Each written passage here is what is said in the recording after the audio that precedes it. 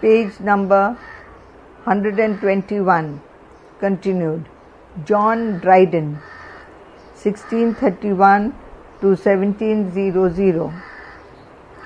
Dryden is the greatest literary figure of the Restoration, and in his work we have an excellent reflection of both the good and the evil tendencies of the age in which he lived. If we can think for a moment of literature as a canal of water, we may appreciate the figure that Dryden is the lock by which the waters of English poetry were let down from the mountains of Shakespeare and Milton to the plains of Pope. That is, he stands between two very different ages and serves as a transition from one to the other. Dryden's life contains so many conflicting elements of greatness and littleness that the biographer is continually taken away from the facts which are his chief concern, to judge motives which are manifestly outside his knowledge and business. Judged by his own opinion of himself, as expressed in the numerous prefaces to his work, Dryden was the soul of candour, Candor, writing with no other master than literature, and with no other object than to advance the welfare of his age and nation.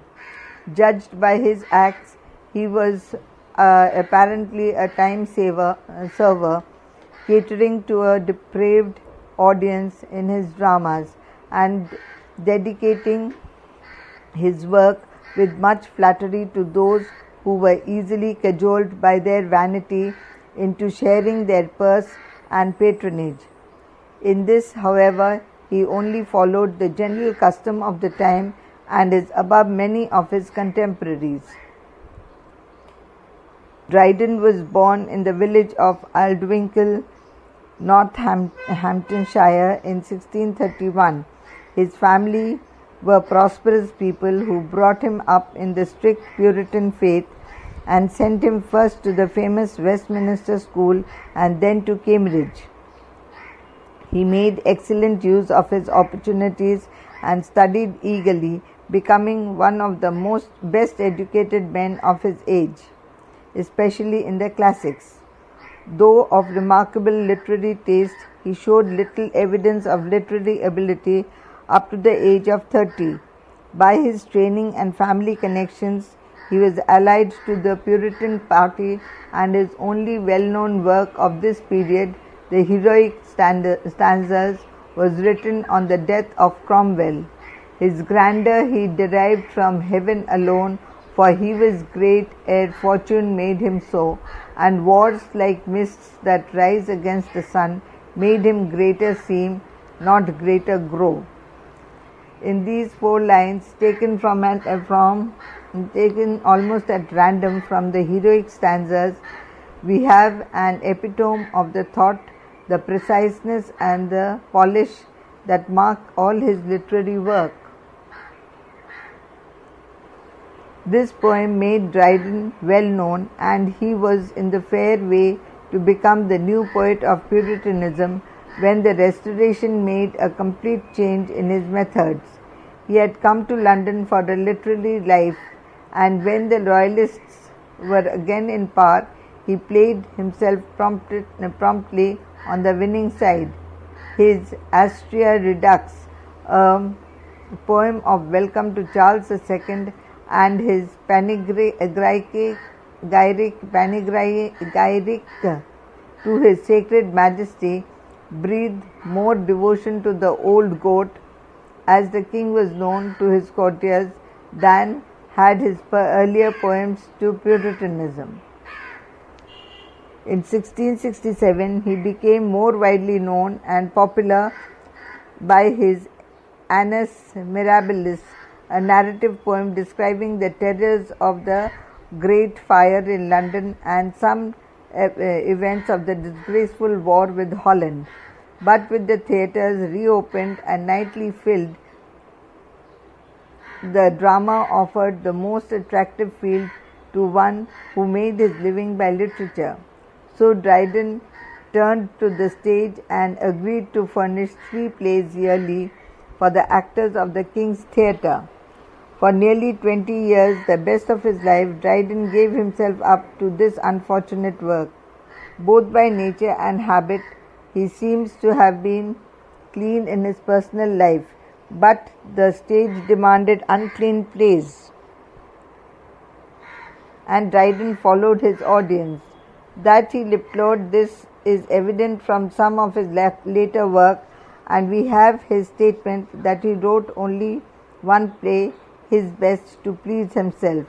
This was All for Love, which was written in blank verse, most of the others being in rhymed couplets. During this time, Dryden had become the best-known literary man of London and was almost as much a dictator to the literary set which gathered in the taverns and coffee houses as Ben Jonson had been before him. His work, meanwhile, was rewarded by large financial returns and by his being appointed poet laureate and collector of the Port of London. The latter office, it may be remembered, had once been held by Chaucer. End of page number 121. Now page 122. At 50 years of age and before Jeremy Collier had driven his dramas from the stage, Dryden turned from dramatic work to throw himself into the strife of religion and politics, writing at this period his numerous prose and poetical treatises. In 1682 appeared his Religio Laici, that is, Religion of a Layman, defending the Anglican Church against all other sects, especially the Catholics and Presbyterians. But 3 years later, when James II came to the throne with schemes to establish the Roman faith, Dryden turned Catholic and wrote his famous religious poem, The Hind and the Panther, beginning, a milk-white hind, immortal and unchanged, fed on the lawns and in the forest range, without unspotted, innocent within. She feared no danger, for she knew no sin. This hind is a symbol for the Roman Church, and the Anglicans, as a panther, are represented as persecuting the faithful. Numerous other sects, the Calvinists, Anabaptists, Quakers, were represented by the wolf, boar, hare, and other animals, which gave the poet an excellent chance for exercising his satire. Dryden's enemies made the accusation, often since repeated, of hypocrisy in thus changing his church. But that he was sincere in the matter can now hardly be questioned, for he knew how to suffer for the faith and to be true to his religion, even when it meant misjudgment and loss of fortune. At the Revolution of 1688, he refused allegiance to William of Orange. He was deprived of all his offices and pensions, and as an old man was again thrown back on literature as his only means of livelihood.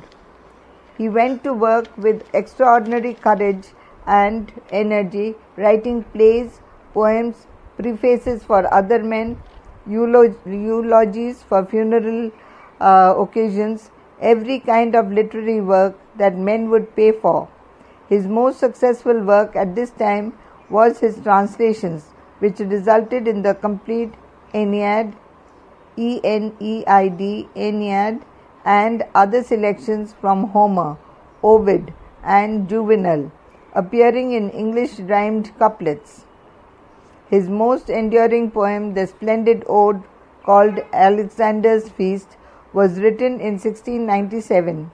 3 years later, he published his last work, Fables, containing poetical paraphrases of the tales of Boccaccio and Chaucer, and the miscellaneous poems of his last years.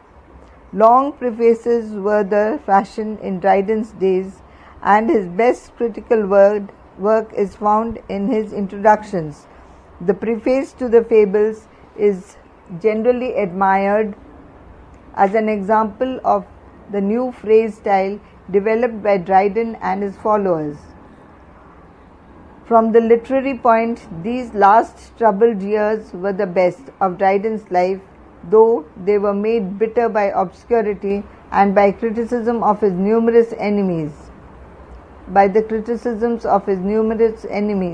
He died in 1700 and was buried near Chaucer in Westminster's Abbey. Works of Dryden. The numerous dramatic works of Dryden are best left in that obscurity into which they have fallen. Now and then they contain a bit of excellent lyric poetry, and in All for Love, another version of Antony and Cleopatra, where he leaves his cherished heroic couplet for the blank verse of Marlowe and Shakespeare, he shows that he might have done had he not sold his talents to a depraved audience. On the whole, reading his plays is like nibbling at a rotting apple. Even the good spots are affected by the decay, and one ends by throwing the whole thing into the garbage can, where most of the dramatic works of this period belong. The controversial and satirical poems are on a higher plane, though it must be confessed Dryden's satire often strikes us as cutting and revengeful rather than witty. The best known of these, and a masterpiece of its kind, is Absalom and Achitophel, which is undoubtedly the most powerful political satire in our language. Taking the Bible story of David and Absalom, he uses it to ridicule the Whig party and also to revenge himself upon his enemies. Charles II appeared as King David, his natural son, the Duke of Monmouth, who was mixed up in the Rye House plot, paraded as Absalom. Shaftesbury was Achitophel, the evil counselor, and the Duke of Buckingham was satirized as Zimri. The poem had enormous political influence and raised Dryden, in the opinion of his contemporaries, to the front rank of English poets. Of the many miscellaneous poems of Dryden, the curious reader will get an idea of his sustained narrative power from the Annus Mirabilis. The best expression of Dryden's literary genius, however, is found in Alexander's Feast, which is his most enduring ode and one of the best in our language. As a prose writer, Dryden had a very marked influence on our literature in shortening his sentences and especially in writing naturally without depending on literary ornamentation to give effect to what he was saying. If we compare his prose with that of Milton or Browne or Jeremy Taylor, we note that Dryden cares less for style than any of the others, but takes more pains to state his thought clearly and concisely. End of page 122, now page 123. If we compare his prose with that of Milton or Browne or Jeremy Taylor, we note that Dryden cares less for style than any of the others, but takes more pains to state his thought clearly and concisely, as men speak when they wish to be understood. The classical school which followed the Restoration looked to Dryden as a leader, and to him we owe largely that tendency to exactness of expression which marks our subsequent prose writing. With his prose, Dryden rapidly developed his critical ability and became the foremost critic of his age. His criticisms, instead of being published as independent works, were generally used as prefaces or introductions to his poetry. The best known of these criticisms are the preface to the Fables of heroic plays, Discourse on Satire, and especially the Essay of Dramatic Poesy in 1668, which attempts to lay a foundation for all literary criticisms. Dryden's influence on literature. Dryden's place among authors is due partly to his great influence on the succeeding age of classicism. Briefly, this influence may be summed up by noting the three new elements which he brought into our literature. These are: 1. The establishment of the heroic couplet as the fashion for satiric, didactic and descriptive poetry. 2. His development of a direct, serviceable prose style such as we still cultivate. And 3. His development of the art of literary criticism in his essays and in the numerous prefaces of his poems. This is certainly a large work for one man to accomplish, and Dryden is worthy of honor, though comparatively little of what he wrote is now found on our bookshelves. Samuel Butler, 1612 to 1680. In marked contrast with Dryden, who devoted his life to literature,